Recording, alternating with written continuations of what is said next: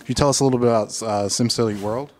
Yeah, so SimCity World is kind of a wrapper around the entire game that's accomplished because of the multiplayer aspects. And so what that includes is there's leaderboards that you can compare your cities on all sorts of different metrics, so population, wealth, the most crimes, things like that. Then there's also challenges that we have, and challenges run every week. We give you a fresh new challenge. So a challenge might be burn 10,000 tons of coal as fast as possible, or put out 500 fires as fast as possible. And so players compete with each other to try to really optimize and solve these little puzzles. And then throughout the week, the players with the fastest scores get to the top of the leaderboard. And then the other thing you can do is there's a global market. And the global market is 10 different resources that we have, all the way from things you would extract like coal, or oil, up to things you manufacture like televisions, computers, microprocessors.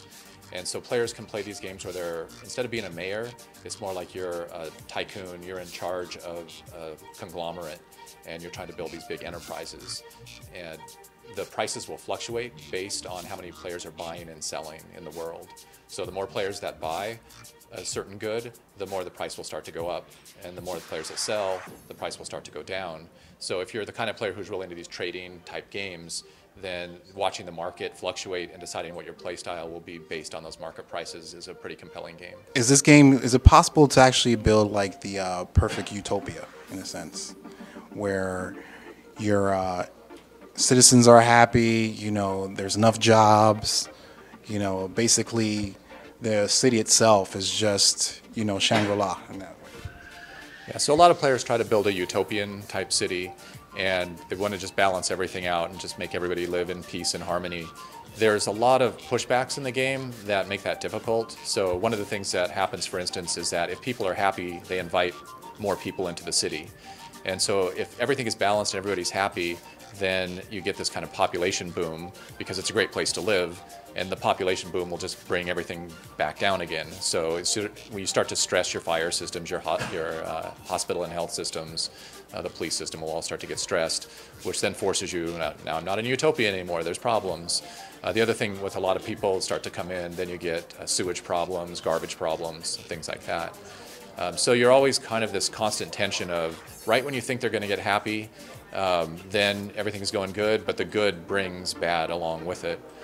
But I think certain players, SimCity is a game about choices. So some players, they're trying to build that utopia, and that's what their goal is.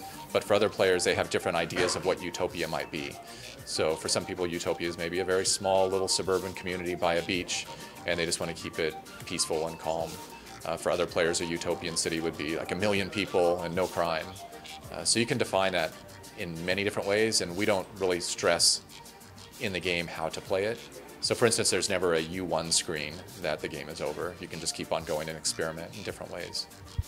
As far as technological advancements in the game, is it possible to actually, within this game, to have, like futuristic buildings and things like that? And do you guys incorporate those types of elements into the SimCity? Yeah, so there's a research system in SimCity, and it's mostly accomplished through the universities.